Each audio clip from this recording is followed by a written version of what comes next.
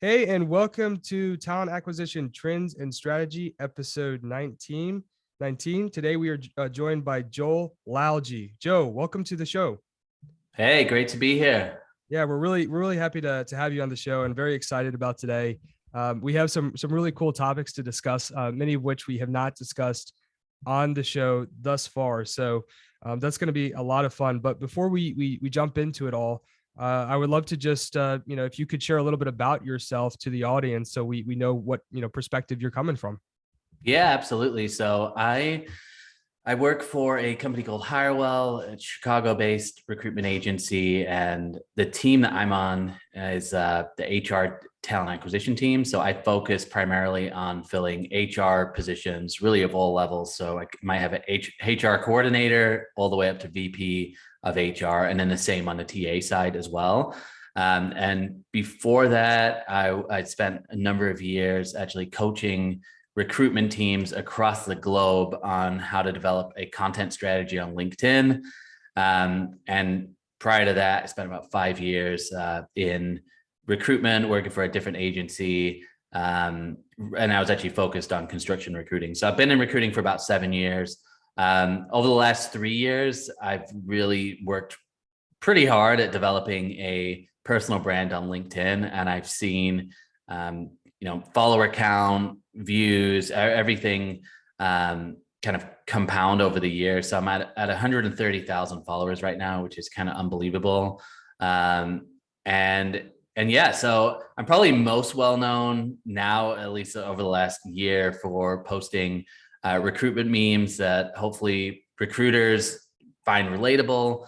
But really taking a look at some of the situations that we face as recruiters, dealing with hiring managers, dealing with the recruitment process, and kind of making fun of it, but really bringing light to it as well for candidates and really for recruiters as well. So passionate about our industry, and really excited to be here to chat through some of these topics that we're going to chat about today as well. Yeah, absolutely. And actually, Nick and I have actually been, over the past few months, going through a lot of your content and trying to understand your formula. So I'm really excited to ask you more questions about that, because it's very impressive, the audience that you've built. And Nick and I are just like, wow, this is incredible. Like look at the engagement too. It's not just about like the consistency that you post, but and those for everybody listening, Nick's the producer of the show. He's actually here with us as well, and he might be chiming in. But we've just been really impressed with you, Joel. Like everything that the audience that you built, how relatable your content is. It's just been really cool to see your following grow and everything that you're doing. Yeah, awesome. Well, yeah, it's just been a kind of crazy journey, and I know a lot of times people ask questions about the engagement, but it's really just happened organically, which is absolutely fantastic. So happy to share any of those insights, and hopefully people also get a sense that like I'm just obviously just a regular person, and there's nothing like hyper special about me really. So gotcha. Well, since we're already kind of talking about content, yeah, maybe we just start there. Yeah. So I guess, want to kind of get your thoughts on content as a function for talent acquisition, content development, primarily, I guess, on this point, maybe LinkedIn, but I also know you're on Twitter and you're on some other platforms possibly as well. But I'm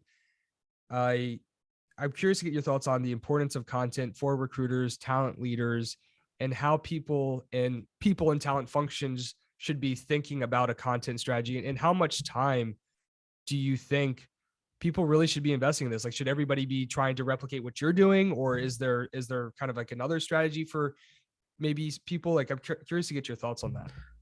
Yeah, I think, I think the first thing to understand too with the content that I'm putting out, particularly now, is, I'm, like I said before, I'm recruiting recruiters, recruiting a lot of TA professionals. So a lot of ways the people that I'm recruiting are pretty invested in LinkedIn themselves. Like most recruiters are using LinkedIn, they're on LinkedIn, same with HR, right? So the content that I'm producing is for people who are, typically the super users of LinkedIn. Now, I think if I was recruiting software engineers, or if I was recruiting, tech talent, I don't know whether LinkedIn would actually even be my number one platform. I think I'd probably try and look at Reddit or, the dark web or wherever these, tech guys are hanging out. So I think that's the first thing to just understand is like, I have the perfect storm. Like I'm talking about recruiting on what is probably considered the biggest recruiting platform at this moment in time, LinkedIn. So, I think in terms of like time that other people should spend, like to me, social strategy, you just need to schedule it out. So to me, like there was a time when I first started where I was spending 3 to 4 hours a day. That's obviously not something that you can continue to do over time without like losing results in other areas of business. So now I'm usually spending about half an hour to an hour a day. And it's not just producing content, it's connecting with people, it's commenting on other people's content. It's really, to me, just creating connection digitally. That's all I'm doing. That's how I looked at it. And I think the mind like shift that you have to have is, I think historically in recruiting, it's all been about the phone and getting people on the phone. And, and that's still my goal. Like I probably set up, 7 to 10 conversations a day. So I'm on the phone a lot. It's just, instead of using the phone to try and set up phone conversations with cold calls or even like cold emails, the tactic I've decided to take is, let me make that first connection with somebody online, whether that's through a comment on their content, whether that's commenting on their comment, whether that's liking something, or whether it's sending them a DM. So I've just had a big mind shift over the last 3 years. And I think more and more recruiters are getting onto this. But I think if you're going to start, you probably have to put a little bit more time at the beginning. But, to me, it's just all about consistency. And that's really where I think I've just set myself apart, is over the last 3 years. Like I've just been extremely consistent with it. And what I found is, initially when I was putting a lot of time in, I probably built a pretty strong foundation for the future. But, I've also learned that you don't need 1,000 likes on a post to generate a sales lead. You probably need, 5 likes, and those 5 people need to be qualified buyers for you. So I think like the illusion of big engagement, the illusion of big follower accounts, those things don't matter as much. I mean, really what matters is like, are the people that you're recruiting, are the people that you're looking to work with, are they engaging with the content? Are you getting in front of them? Are you building familiarity with them? And I think you mentioned it too. Like for me, the biggest results is actually in my outbound. So when I'm reaching out to recruiters, I get a lot of people reaching back out saying, hey, I love your content, or I've seen your content. And so it's just an easy way for me to separate myself from other people. And so I think, using that same mindset, if you're going after tech talent, you could do the same thing. Like find out where these people are engaging, get involved in those conversations.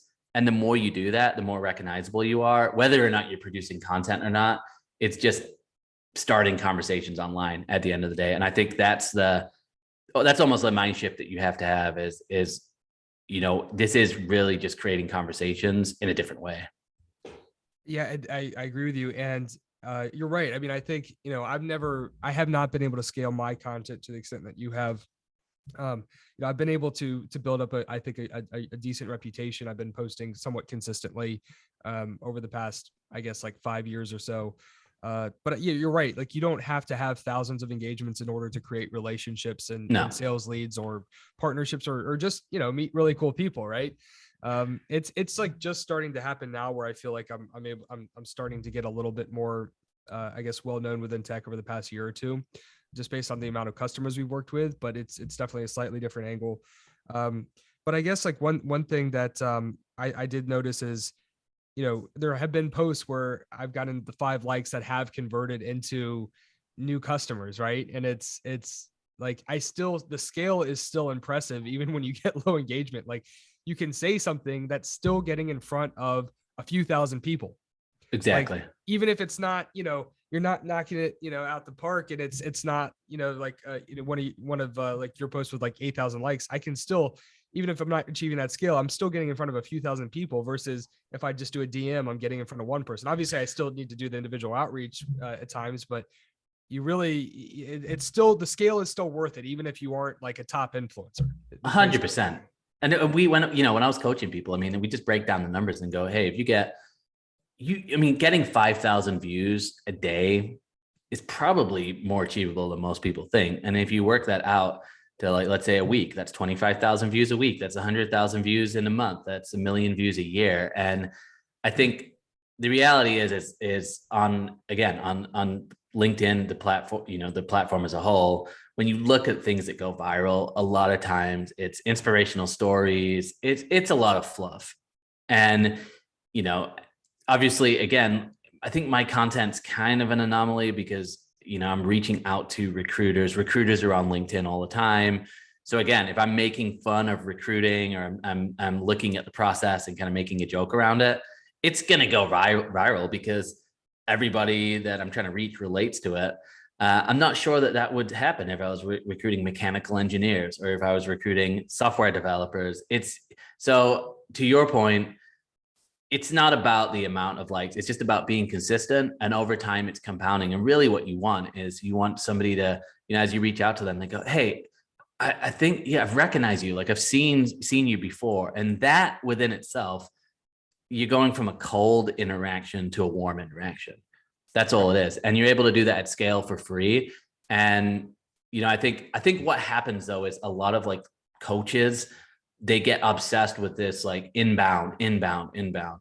And to me, like, in recruiting, it's so competitive. You can't ever just rely purely on inbound. You've always got to have an outbound strategy, and everything's a balance. And whether it's organic social, whether it's paid social, you've really got to balance everything out and just realize that, like, there's no, like, one solution, because the buying demographic now has just changed, where, like, some people won't pay attention unless you do have a social following. Some people don't care about that and will respond to a cold call. So, like, to say there's just a one way solution now is just ridiculous. Like, you really have to diversify your strategy. And hey, there's times where I'm sending out cold emails. Why? Because not everybody responds to a social media post. So I think the danger is obviously, if you're selling, like, a coaching course around, like, inbound marketing, then you're going to be all about that. But again, should you be doing some cold calling? Why not spend half an hour a day doing some cold calling? Because different people respond to different things at the end of the day. Right. Well, that's actually very interesting. That's one of the first things Nick did when he joined was, as our VP of marketing, he started to open up additional channels. Like, we had been pretty much 100% inbound, and he opened up different outreach campaigns on LinkedIn, through email. We started to explore ads and really start to push for outbound as well. Like, we knew that, okay, 75% of revenue is coming from word of mouth referrals, like, which is typical for services, particularly in our industry, right? But we started playing with all these things. We've already, Nick, how much revenue we brought in due to outbound channels we've opened up? I think around 1.5. 1.5 million. Yeah. So that's, Well, that's just in a few exactly. months, like, just experimenting with new channels that we hadn't even been, like, I guess we haven't even had time to optimize necessarily. Right. It's this digital door knocking concept. It's, you just need to start and send because you're right, Joel. Some people respond to different things, and it's just getting your message out there in Exactly. different ways. And I think that's where, like, what happens is, like, just people become obsessed with one channel, and then they're like, oh, this is the golden key, like, or the silver bullet, whatever you want to call it. But I just think diversification, especially right now in recruiting, it's so competitive that, it'd be like, you would never coach a new recruiter and say, okay, one InMail is going to cut it. It's like, yeah, you're probably going to need to send that original InMail, then a follow-up InMail, then connect with on LinkedIn, send a couple DMs. Maybe you send a voice note, maybe you send a video note, then you're going to send an email. Like, it's that competitive. But I think having content as a framework to start off with is really powerful, because I know that when I go to sleep, people are still seeing my content, and that's working for me over and over and over. And if you're a recruiter, like you said, that's just DMing, or you're just doing cold calling, you're never scaling that. I think you're just missing out, really. And when you look at it, if you only have to do 15 minutes to half an hour a day, and it's free, then why not take advantage of that? And I do think there's just value in just knowing, like, obviously in the future, if you look at teenagers and like, whatever, Gen Z and people who are coming into the workforce, they are obsessed with social media and particularly like video content. So Right. to ignore that, it's just, if you, it's obviously the future. So I think just, as recruiters, as people who are in employer brand, it's just understanding that there is a shift of how people interact with brands, how they interact with companies. You've got to understand that. And again, it's somebody's just got to try things and just figure it out. And I love the fact that you're the CEO of the company and you're doing it. I think more CEOs need to be doing it. And what happens is CEOs go, well, we'll hire a social media intern and they'll do it. No, wrong solution. Like maybe they help with organizing things and creating like a workflow. But as a CEO, you have that opportunity to get your voice out there and get your brand out there. And that's what people connect with. Like if I'm looking to work at a company and I can, see that company podcast and I see the CEO or I see leadership in the company, I'm much more likely to get a feel for who they are as a company and get excited about them rather than, looking at executives that are kind of like untouchable, So I think to your point too, like if you're a leader of a company or CEO, being authentic with your content is absolutely massive because in general, work cultures that we've created over the last 20 years are just super fake. Like you cannot be yourself and go to work. And now we're transitioning into a time where companies are saying that you can be yourself. And so I think if you're, particularly if you're a CEO of a smaller company, complete, secret weapon is just getting on social and making videos. It's massive. Yeah, it's bigger than people think. It is. And it is working. I mean, our whole relationship-based sales, our whole content strategy, it's more and more we're getting leads where like a VP will reach out to us of a growth stage company, right? And I'll ask them like, how'd you hear about us? And they'll say, our CEO told me to reach out to you. And I'll look up the CEO and I'm like, I don't know, like, I don't know who this is. So like something's happening. The VCs are noticing, or the CEOs are reading the content, or some combination, or they're talking to their network or other CEOs, peer groups. And it's actually, it's starting to drive more and more business. So I love that. And it's also just, I like this better than just doing cold outreach. I mean, it's more enjoyable. You are making more natural connections with people that want to engage. It's like, you don't have to appeal to everybody in your industry or everybody in the group that you'd like to connect with. You have to appeal to, a decent enough segment of those individuals that share similar values and interests and have similar perspectives and want to engage. Right. It's like, I think, some people, I think, some recruiters too, they don't necessarily, I think some people don't feel as comfortable posting, right? I think it's like maybe this perfectionist trap, or they feel like, oh, do I really have the experience required in order to, to write content that people are going to like? And I think they just like, I think they're just overthinking it, right? It's like, it doesn't have to be the greatest thing ever written on LinkedIn, or it doesn't have to, you just talk about your own experiences. What are you up to? What challenges are you working through? What light bulb moments have you had throughout your career? Just make it personal, right? And it's just about your own experience.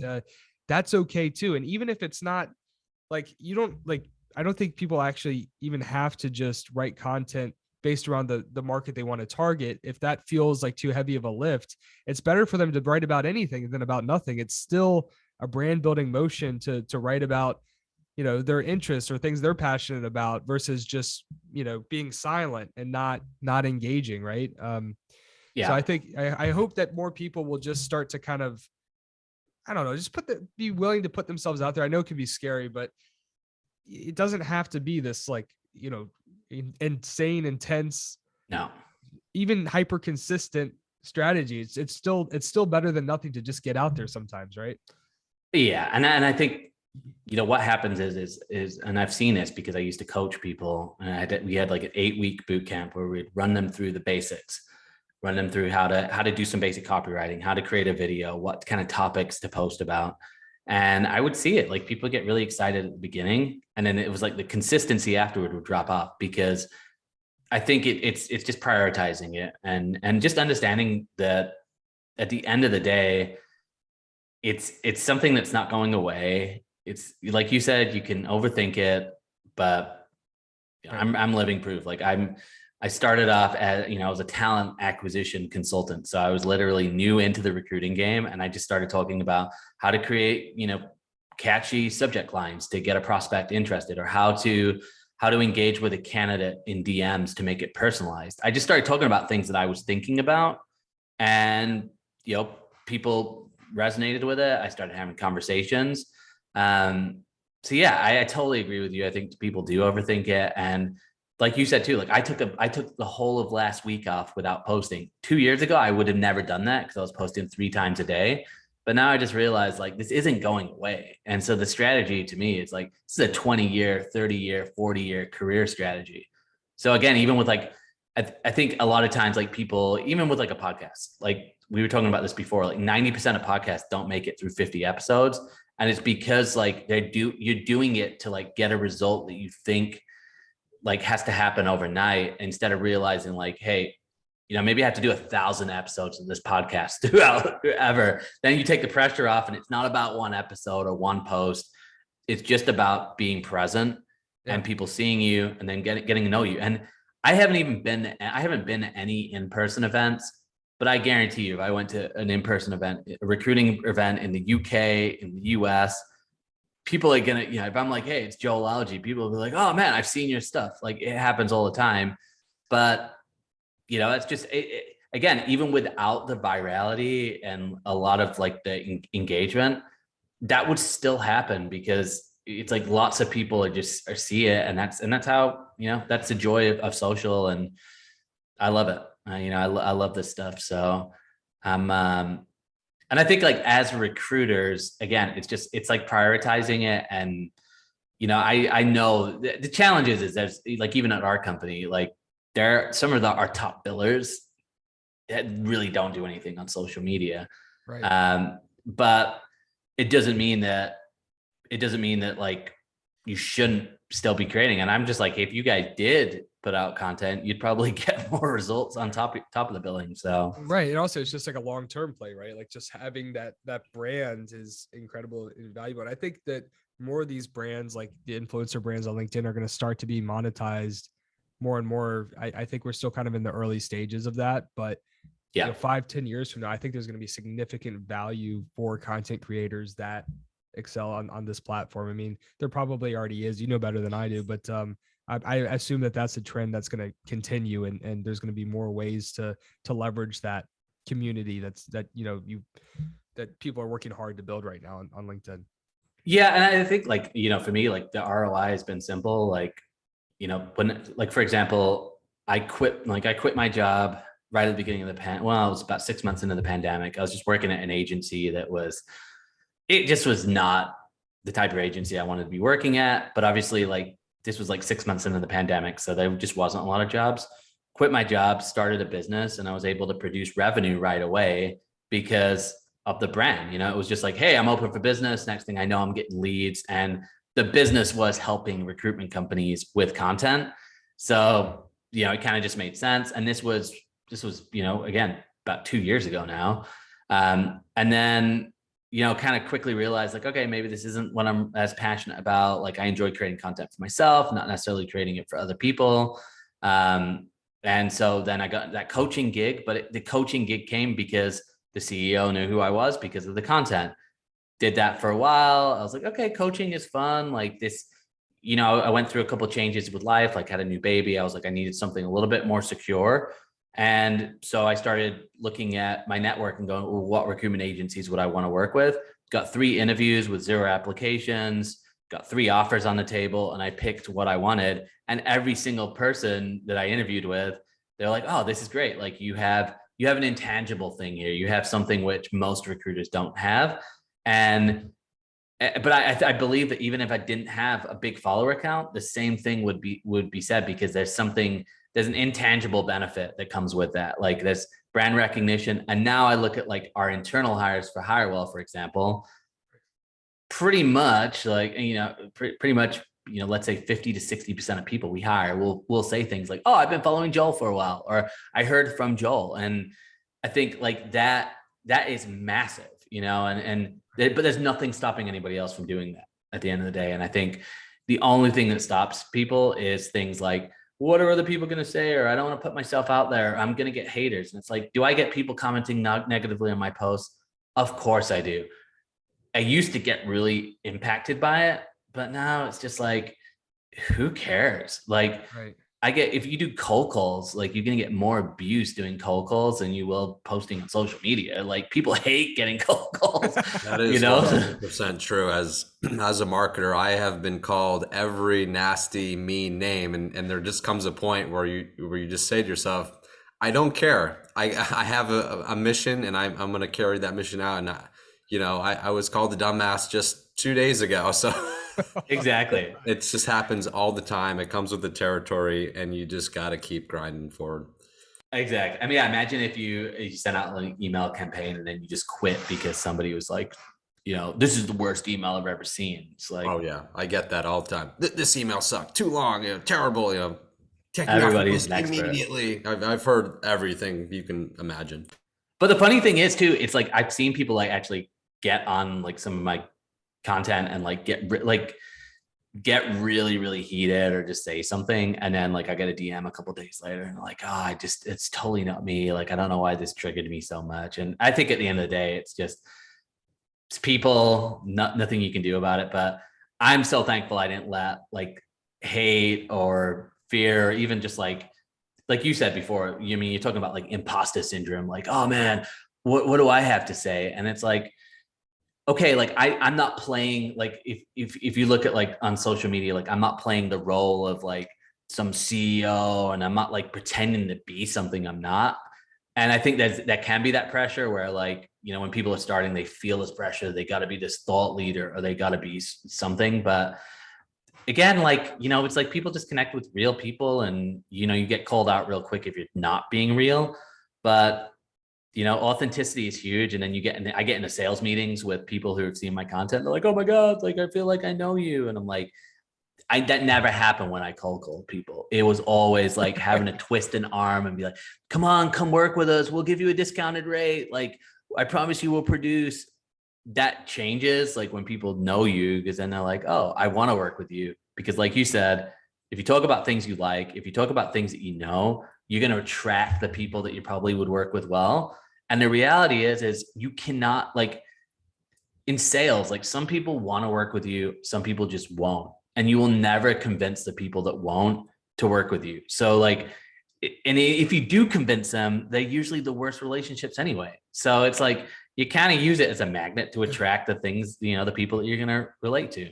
Right. I mean, I honestly, sometimes the difficulty of the sales process correlates to the difficulty of the customer.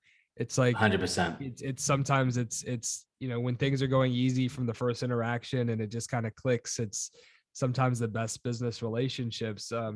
So I agree with that's a very intuitive of you to notice that. But I think I completely agree. It's and it's like you don't always have to force. You don't have to appeal to everybody. No, it's not. It won't happen, first of all. But it's just not something that you need to do to be successful. Yeah, and it's again, it's like this over the last 2 years in particular, like the kind of silver lining of the pandemic from a business development view is, particularly in recruiting, is you now can find clients all around the US, even all around the world. You can work globally because people have adapted and you can do Zoom meetings. So if you think that like, yeah, okay, if your territory was just a little, even a city, I mean, obviously there's lots of businesses in the city, but let's say your geography was just one location. Okay, then you don't have, maybe you need to think about that more. But now that it's nationwide, it's like there's so much business that like you can attract in the business. And I think that's why, like, as an organization, trying to get other people in the organization to post content as well is really important, because again, if they're talking about things that they like, it's going to be different than things that you like or things that they about. So you're going to attract different people. And I think like to me, like that is the whole key too. Like as a company, as a team, how do you get the team engaged? How do you encourage them to produce content? And I think it goes back to what you said, like you don't put pressure on it, and you find the people who are naturally wanting to do it, you encourage them. And then hopefully the people who are a little bit more reserved about it, they see the fruits from that, from putting themselves out there, and they start to get involved as well. And I think, going forward for like employers and brands, again, it's almost like a superpower that you have against big companies. Because what happens with really big companies is their brand is so ingrained, and they like police their brand. Smaller companies, like you don't have that limitation. You can let your people be the people, and that's a huge, to me, it's a huge thing that's underutilized. And especially if you're trying to compete with big brands on things like pay, where you just can't compete with them. I think smaller brands and smaller companies can start to leverage content to really get the culture out, because typically cultures at smaller companies are different than cultures at larger companies, where everything's really policed. And if you're working for Amazon, like, you've got to be careful what you say, because you don't want to taint the Amazon brand. So yeah, that's true. That's one of it. That's, smaller companies can be a little bit more nimble, and they don't have to go through all these constraints of getting stuff approved to post online and do all of these different things. We only have I know we have to stop before or at 11 a.m. So we have a few other topics. I don't honestly, like, we're not going to be able to get into all of them. Maybe we should do a part 2 if you're open to it. Yeah. And we could schedule another podcast. But we do have a few minutes, so there's just one other topic we can just kind of touch on real quick. Recruiting for recruiters. I want, like, if we could just do some quick bullets on, from a employer perspective, what are 3 things that employers, or a few things, it doesn't have to be 3 exactly, but a few things that employers need to do in order to attract and retain top recruiting talent. And then on the flip side, what are 3 things that recruiters should be evaluating, right? Like, can we just do some quick kind of high level bullets on, we can start on the employer side and finish off on what recruiters should be vetting, essentially. Yeah. To me right now, like, there's just a shortage of recruiters that are specialized in industries. So what I mean by that is, a lot of the startups that we work with, they're really, really, really caught up with finding people who have worked in startups before, because obviously in a startup environment, you've got to wear lots of hats. You usually, not necessarily even supported well. So you've got to be really nimble. You've got to be able to think on your feet. You've got to be able to understand that you might be working on a rec for a week, and then you go to the hiring manager and they've completely changed what they wanted, right? So that's the ideology, is going, okay, we need someone who's used to that type of environment. But to me, it's looking past that and going, can I find people who are maybe at larger companies, or maybe they're recruiting in a different industry, that, and looking for those people who are still working in fast-paced environments, that are still have elements of that startup culture. How do we bring those recruiters into tech and into the startup world? So I think, for a lot of startups that are really finding it hard to hire recruiters, you have to start thinking outside of the box. And at times it means you might have to invest in training, or invest in like better tools. So I think thinking outside of the box when it comes to finding recruiters is huge. I think understanding that, right now, most recruiters really do want to work remotely. Like, there are some that want to work hybrid, but you have to be able to like offer fully remote right now. I think if you don't do that, you've just limited the talent pool to that geography, and you've made the work 10 times more. I think setting up pay structures, I think too, is something that perhaps could change. Like, I just think, like, with startups, like, they can't afford the base a lot of times and like the overall comp, but I think getting creative with compensation and offering incentives based on performance can be huge. So I think just understanding that, again, that remote work paying really, really well, those are things that recruiters are expecting. And I think if you're looking at a rec and it's been open for a long time, you just have to be really quick to realize, like, okay, we're doing something wrong here. And we need to approach it differently. So those would be my big tips for employers. And then I think from like recruiting standpoint, like, if you're looking for a new gig right now, obviously the market has been really, really hot for recruiters over the last year to 18 months. I want to say it does seem like it may be cooling off a little bit. And And so I think like if you're evaluating a new opportunity, and I posted about this the other day, it's asking like really tough questions. It's asking like, when's the last time you evaluated your growth plans for 2022? It's asking how many recs are each recruiters working on? Like, because a lot of internal teams, if like they've really beefed up their internal recruiting teams, but if the growth plan changes halfway through the year, you know, if you're the last recruiter on a team of 10 and each person's working on 2 to 3 recs, it's not job security. So I think it's just asking those really tough questions in an interview, and it's not just being blinded by a high salary, you know, and just going, okay, besides the salary, like how big is the team? What's the turnover in the team? And then also a big thing I see a lot of recruiters getting caught up in is they go, oh, I love the leader. I love the talent leader that's there. And that's the reason I want to work. And right now in this market, it's not uncommon to start a job and then 3 months later, the TA director leaves or the chief people officer leaves. So I think you just have to keep in the back of your mind, like not to get too caught up on like, oh, I just love the team, because suddenly if that team switches or there's a change or a reorg, then what? You know, like really, you know, go for companies that you're really passionate about and you're excited about. And then again, with the money, like, yes, you want to get paid what you're worth, but just be smart about it and just think like just down the line. Like ultimately, especially if you're in internal recruiting, you're a cost center. So if the growth plans change and suddenly the growth plans have been reduced by 80% and you're the most expensive cost center, you are not going to last. So again, it's like you want to get paid what you're worth, but just think about it, look at the business, understand the business that you're in, like, and obviously just understanding too, like nothing is 100% secure. Like we should know that by now. Like there is no 100% sure thing. So, and this ties back to why, you know, recruiters should be building personal brands, posting content, right? There's no better job security than having a wonderful network of bright people in your industry that you can call on.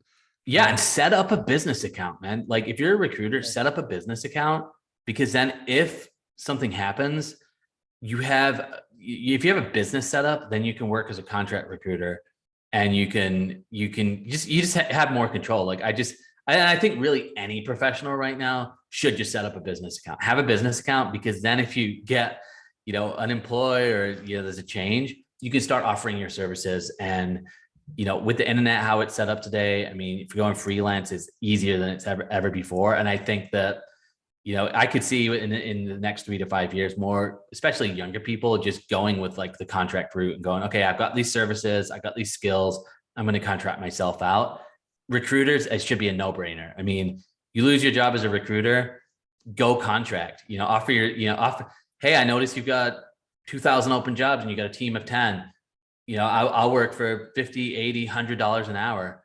You should be able to start thinking like that. It's great. You know, that's obviously career security as well. That's really good advice. So I hope I know that everybody listening in is going to be able to take that to heart and learn something from our conversation today. And I think there's a lot more we should be talking about and a lot more value we can add to the community. So if you're up for it, I'd love to do a part 2 sometime in the next few weeks and have you back on the show. Let's do it. I'd love that. Cool. Well, thank you for joining us today. This was a really very valuable episode. So I appreciate you coming on the show. Yeah, I appreciate it too, James. Thanks for having me. And Nick, good to meet you as well. Thanks, Joel. Yep. Guys, take care. Everybody else tuning in, thank you for joining us, and we'll see you next time. Take care.